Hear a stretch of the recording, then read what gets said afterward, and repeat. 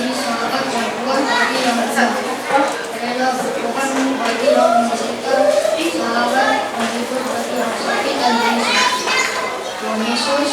kami pun ingin menjadi sahabat yang setia,